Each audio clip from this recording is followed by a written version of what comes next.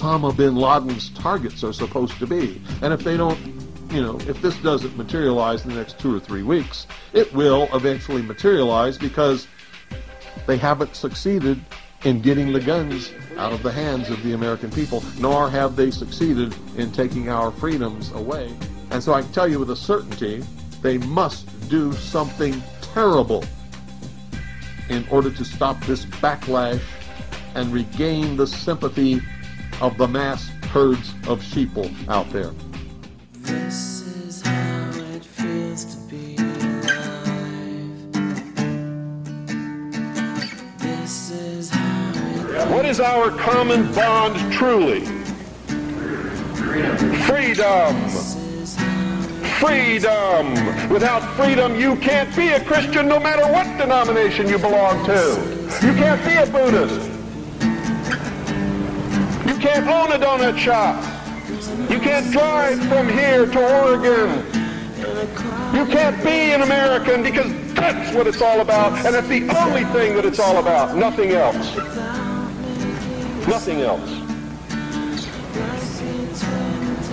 You don't really understand sometimes what a terrible burden it is to know some of the things that I know and try to wake people up and impart this knowledge to them and find out that they just have walls built in front of them. They want to be slaves. That's why my broadcast scares the hell out of socialists. You see, what happens when you broadcast the truth is you piss everybody off.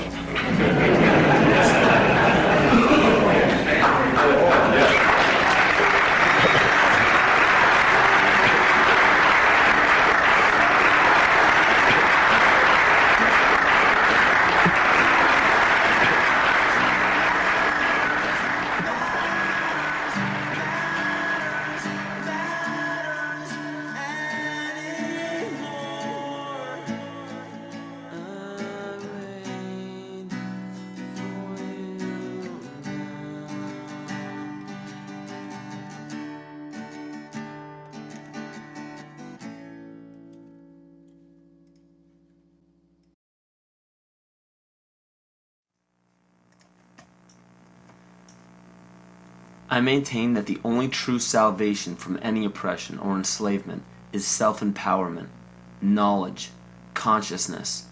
This is true rebellion. Don't get caught up in the 87% of people who follow the leader. People who think that they are rebels because they denounce authority simply because it's the latest fashion. Don't march the streets claiming that you are the enlightened one because you read a book or saw a film that gave you a glimpse into an uncommon knowledge. Don't scream phrases into a megaphone that you borrowed from another person's research. And don't proclaim yourself an original thinker because you belong to a group that represents an unpopular belief. Those are all examples of the other side of the coin of groupthink, leading a false rebellion. False rebellion is dangerous because it gives the illusion that you are free and thinking for yourself. A true rebellion, a true revolution, begins when you quit following and start leading. And those who end up following you should be taught by you to quit following you and start leading. And the only way to lead successfully is by fully understanding your rights as a human being on this planet. We have very powerful tools on our side called the Bill of Rights and the Constitution. These documents state that no government can deprive us of our natural rights. So how is it happening? You must understand that the elite group controlling our government, our educational system, agriculture, and media are also in control of our free enterprise. Free enterprise is our economic system or our means of production, privately owned and operated for personal benefit.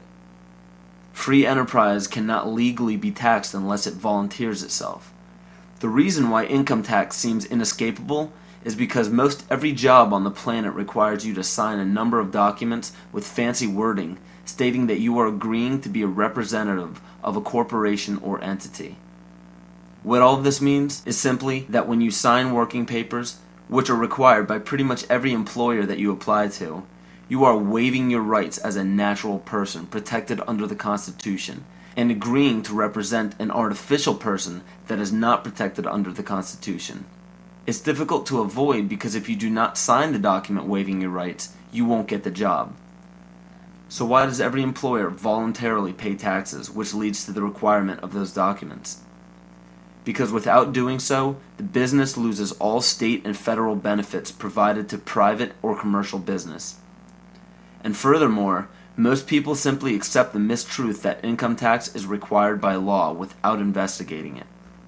When your name is presented on a document with the first letter of your first and last name capitalized, it represents capitis diminutia minima, which occurs when a man's family relations alone were changed. It's a minimal loss of rights. When your last name appears in capital letters, it represents capitis diminutia media, which occurs when a man loses his rights of citizenship but not his rights to liberty. This means you can be fined and penalized but not enslaved or imprisoned. But when your entire name is capitalized on any document, it represents capitis diminutia maxima, which states that a man's condition changes from freedom to bondage. All rights of citizenship and family rights are surrendered.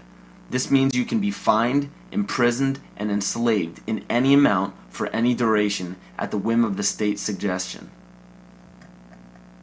But it is important to note that if you do not legally bind yourself to these documents stating that you waive your rights and represent a corporation, you do not have to attend any court.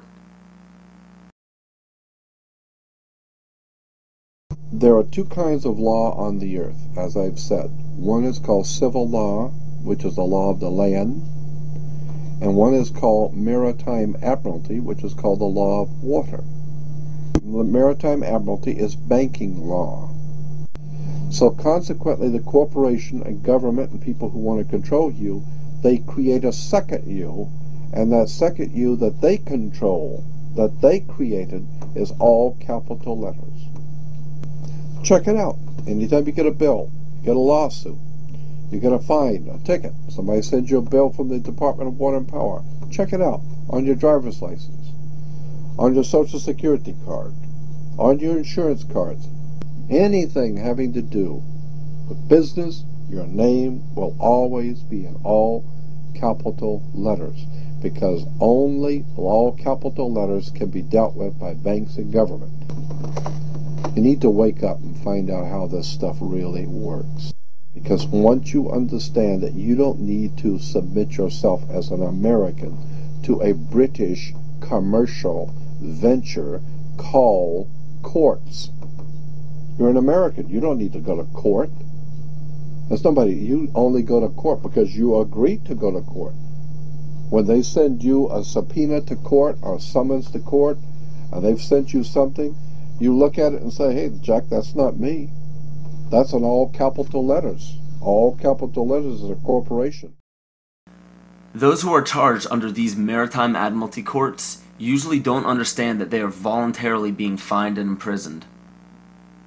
When a judge calls your name and asks if you are that name, those who say yes are verbally agreeing to represent the artificial person that the name represents. In doing so, you are voluntarily waiving your rights under the Constitution. Your absolute rights as natural persons are the right to life, security, and property. And all of these are very important. Remember that you can never be deprived of these simple rights unless you are willingly waiving them. But you need to understand your rights if you want to be protected under them. When sustainable development is knocking down your door for the right to your property, you need to understand your inherent right to your property, which extends from the visible surface to the center of the earth. But please note that these steps are simply the beginning. They merely treat the symptoms instead of attacking the root. To understand fully how to protect yourself, you need to understand your origin.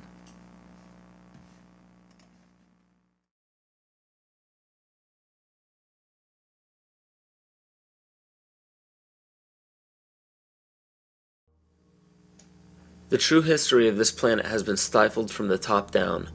Since the inception of monotheism and the ridicule as well as outlaw in specific cultures of all pagan religions and practices, a lie has been forced upon all civilizations.